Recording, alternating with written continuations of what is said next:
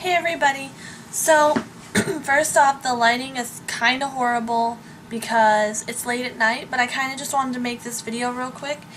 And this is my face from early this morning. I did my makeup at like 8 this morning, so it's worn off.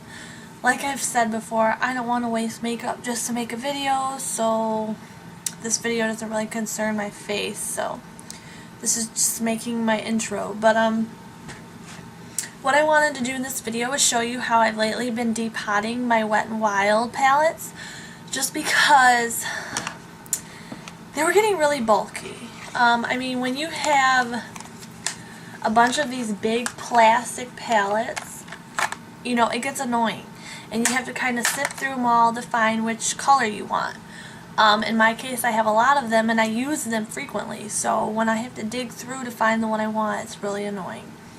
So these are the three I have left that I have not depotted. And in this video, I'm going to show you how I've depotted them.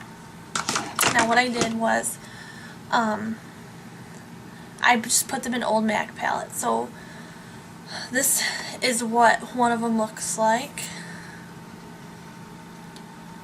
this.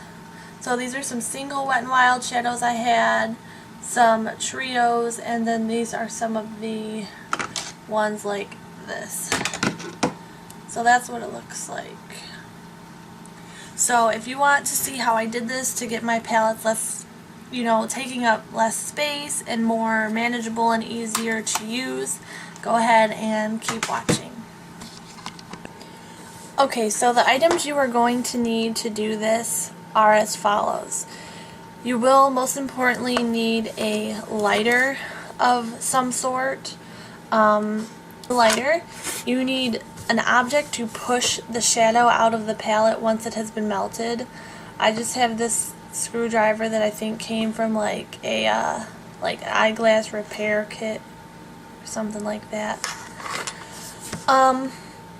The palettes, once I depot them, stick to my MAC palette pretty well, but just in case you might want some magnet to put on the back of the eyeshadow pan. And I'm sorry if you're viewing this like upside down. I don't know how this is going to turn out, but this is just some magnet I had. You can get this at any office supply store.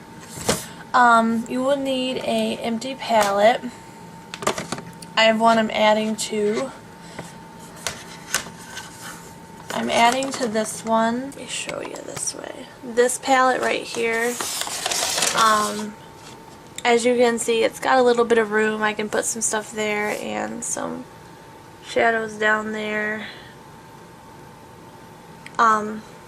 You can buy, you don't have to necessarily have a MAC palette. You can buy Z palettes that have a clear opening right here so you can see what's in there without having to actually physically open it. But these are just what I had, so I didn't purchase anything new.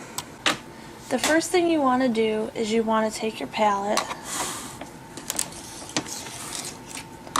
You want to take your Wet n Wild palette, and what you're going to be doing is you're going to be melting the back. So you want to try and peel off this sticker the best that you can.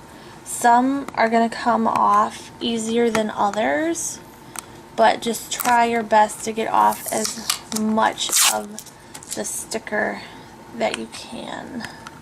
Okay, that's probably as best as I can do. Doesn't have to totally be out, but you really do want to try and get off as much as you can. So, okay, so what you're going to want to do is you have your palette. You want to open it up like so, and you're going to burn from this back part. Now what I do is I only do mine one by one. So you're going to want to take your lighter, light the flame, and hold it under the shadow and kind of move it around a little bit. I do touch my flame directly to the plastic. Just watch it and make sure you don't, make sure the palette doesn't catch on fire or anything. And what it will essentially do is you'll kind of see the plastic bubble. It may take a minute or so. Okay, so see, Oops, see, it's going to smoke a little bit too. But you can kind of see how it's been burnt. You want to move fast, and you want to just poke through, and your shadow will pop right out. Now, like I said, you want to move fast because as soon as you take the flame away from this plastic, it's going to start hardening again, and you won't be able to poke through it. So as soon as you feel that it's heated enough, you want to poke through quickly. So, and be careful grabbing these shadows right away because the metal on them does heat up. But what I'm going to do is I'm just going to take this shadow right here, and I'm going to just pop it right into the palette. And I will show you guys one more. So I'm just going to do the one next to the, and your hands are going to get dirty as you can see doing this, but I'm going to light this one next to the one I just popped out. And I'm just going to hold it under there.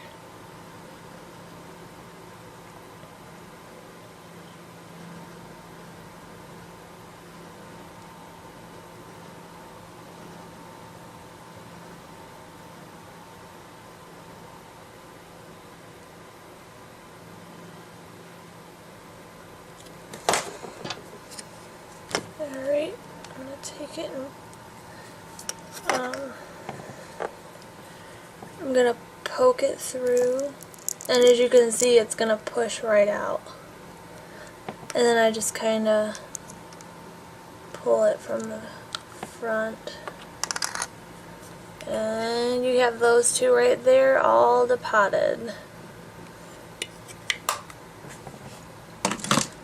So the shadow I just took out, and I'm going to plop it right next to the other shadow that I just took out. Whole palette. Once the palette is done, you know it's going to look a mess, so you're going to just want to throw that away.